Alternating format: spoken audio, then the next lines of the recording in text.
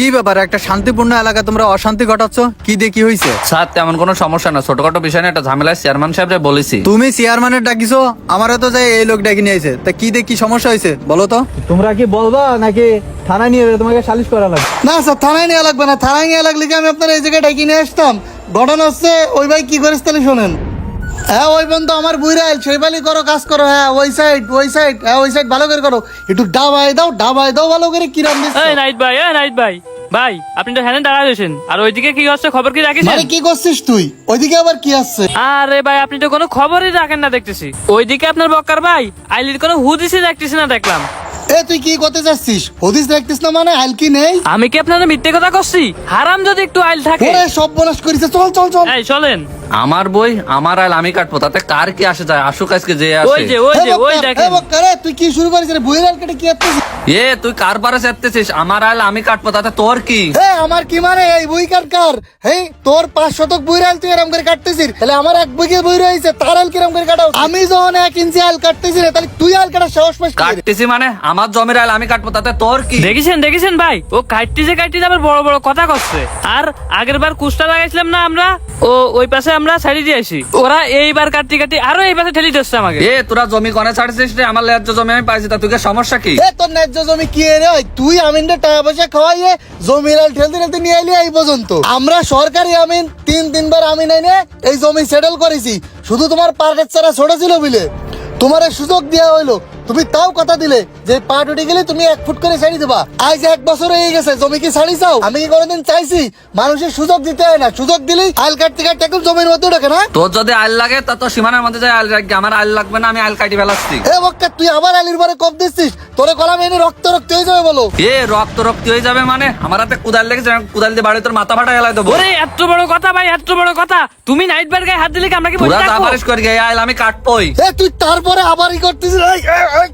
তুই নাইট বার গায়ে হাত তুলেছিস, তোর কত বড় সাহস! এই চামচা ছাড়, আগে ছাড়। ভাই আপনার গায়ে হাত তুলেছে, আপনি কেন বসে থাকবেন? হ্যাঁ বসে কি থাকবে? ও তো শুয়ে রয়েছে।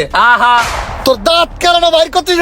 এই ছাড়, এই নাই ছাড় বলো। এই যে এবার ঠিক আছে। জমি ছাড়। আমার বুঝে কথা, আমার বড় তুমি ধরে তোরে বলো শার্টে কইছি ছাড় আগে। কাজের মধ্যে ঠেকে ভাই মারেন না, ভাই মারেন না কেন? ভাই মারেন ভাই, ধরেন ভালো করে ধরেন ভাই, পুঁটি মারেন ভাই, পুঁটি মারেন। জীবনের কারো বুইরাল কাটবি না। এই দাঁড়াস না কেন? দাঁড়া। কিরে দৌড়াচ্ছিস কেন? বুইরাল কাটবি না? ভাই এই শালা তো পলাই গেছে। এত সাহস! বুইরাল কাটতে এলো, একদম উচিত শিক্ষা দিয়ে দিছি। তাহলে আমরা 1 ফুট করে এই পাশে আরো পাবো না? ওইটা আদায় করতে হবে। চল তুই আমার সাথে। দাঁড়া তোকে দুটোর নামে চেয়ারম্যানের কাছে আমি নালিশ দেবো। শালা তুই আমাকে সাথে আবার আসতেছিস? তোর মায়ের খাই হয়নি? দাঁড়া। একজনের কথা শুনে তো কোনো কিছু করা সম্ভব না। তো তোমাদের কি কোনো সাক্ষী টাকি আছে? থাকলে তাকে ডাকো। সাক্ষী স্যার আছে, আমাকে ছোট ভাই দুজনে মারামারির সময় ছিল। তোমাদের দুইজনের সাক্ষী যেহেতু একজন, তাহলে ডাক দাও তারে। স্যার টাকা লাগবে না, হয়তো আসি গেছে। হ্যাঁ সজীব সাহেব, তা আপনি বলেন, আপনি কি দেখি দেখছেন? স্যার আমি যা কব সব সত্যি কথা কব, আমি কারো পক্ষ নিয়ে কথা কইতে পারবো না। এই জায়গায় বক্কার ভাই বই কুপাচ্ছে, আসামিতে নাইট ভাই আসি বক্কার ভাই মারা শুরু করছি। তখনই আমিও ঠেকাতে গেলাম, ওই নাইট ভাই আমারও মারিতেছে কুপসা বেড়াই। পরে আমি বক্কার ভাইয়ের জন্য ওষুধ আনি দিলাম, সে ওষুধ খাই সুস্থ হয়েছে। স্যার দেন কিরম মিছে কথা করছে। এ সামলা, তুই না আমি যে ওই জায়গায় ট্রাক্টর বুঝছস তুলে দাঁড়াইছিলাম, তুই না ডেকে নিয়ে আসলি। আমি গঞ্জামটা তুই লাগালি, এখন তুই পাল্টে দিচ্ছিস কেন? এই আমি কনে পাল্টি দিচ্ছি? সব জায়গায় কাজ জোর দেখাবো না। স্যার দেখেছেন এই নাইদের জন্য না এই মাঠে কোনো কিছু জমি চাষ করা যায় না। আমার জমি ছিল 3 বিঘে, এখন হয়ে গেছে আমার 1.5 বিঘে। আল্লাহর গজব পড়বে স্যার, এই কথাটাই আমি করতে চাইলাম।